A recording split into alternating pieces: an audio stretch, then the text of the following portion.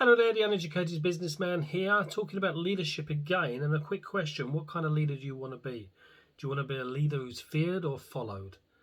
Now, every leader, every manager, we're all going to develop reputations. We can't help that.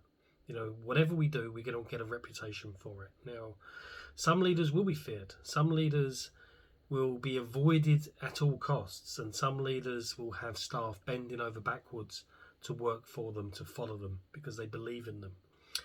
And I'm pretty sure, I might be wrong, but I'm pretty sure people watching will probably want to be the leader who's followed. Now, how do you do that? Now, we've covered a lot in the previous videos on how to become a great leader, but I think the main element is how you help your people within your team develop their long-term career aspirations. If you are a leader who cares and who is seen as someone who will help people develop along their journey, you will be followed. It makes sense, doesn't it? Why would you want to work for someone, give your all for someone who has only got their self-interests at heart, who cares nothing about you, couldn't care less what you do, where you end up, or doesn't even know your name, when you can work for someone who understands you as a person, takes time to get to know what you want, knows your name, knows about your personal life to a certain extent, because they're interested and will help you get what you want in life. For me, that's the person I would want to work for. So why wouldn't I want to become that person?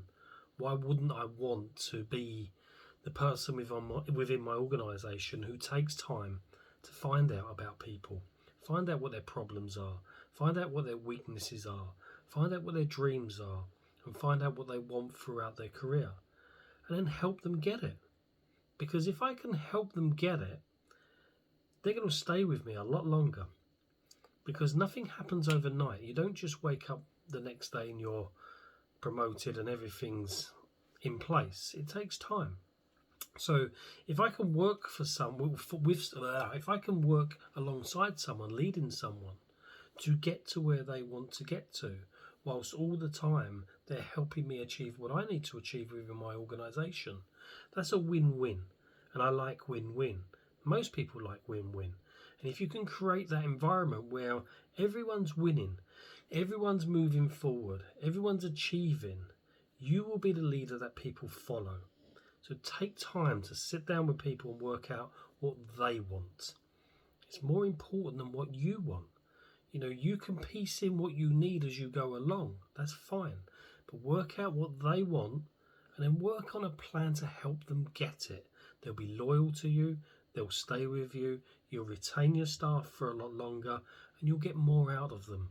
It's 100% crucial if you want to become the leader you want to become. A leader that's followed.